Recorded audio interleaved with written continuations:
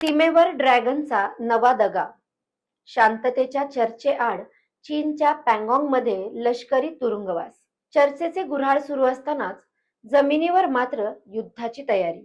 भारत आणि चीन या दोन्ही देशांमध्ये राजनैतिक पातळीवर संबंध सुधारण्याचे प्रयत्न सुरू असल्याची चिन्हे दिसत असतानाच चीनने पुन्हा एकदा आपल्या कुटील रणनीतीचा प्रत्यय दिला आहे.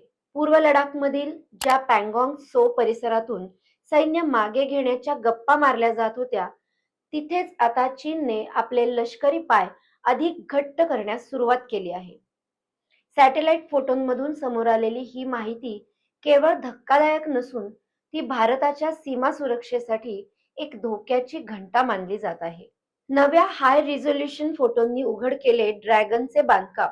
नुकत्याच समोर आलेल्या अत्याधुनिक सॅटेलाइट इमेजमध्ये चीनच्या दुटप्पी भूमिकेचा पर्दाफाश झाला आहे.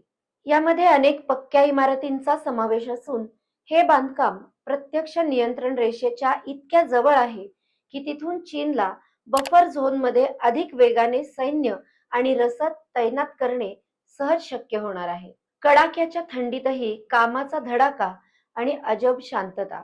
लडाखमधील कडाक्याच्या हिवाळ्यात जिथे पँगॉंग तलावाचे पाणी गोठते आणि जनजीवन विस्कळीत होते, तिथेही चीनचे बांधकाम सुरूच आहे. 28 डिसेंबर 2025 रोजीच्या छायाचित्रांनुसार चीनी सैन्याने आपल्या बोटी सुरक्षित स्थळी हलवल्या असल्या तरी जमिनीवरील पक्क्या इमारतींचे काम त्यांनी जराही थांबवलेले नाही. विशेष म्हणजे गेल्या काही महिन्यात पंतप्रधान नरेंद्र मोदींचा चीन दौरा आणि दोन्ही देशांतील विमानसेवा पुन्हा सुरू होण्यासारख्या सकारात्मक घडामोडी घडत असतानाच चीनचे सीमेवर हे आक्रमक पाऊल उचलले आहे.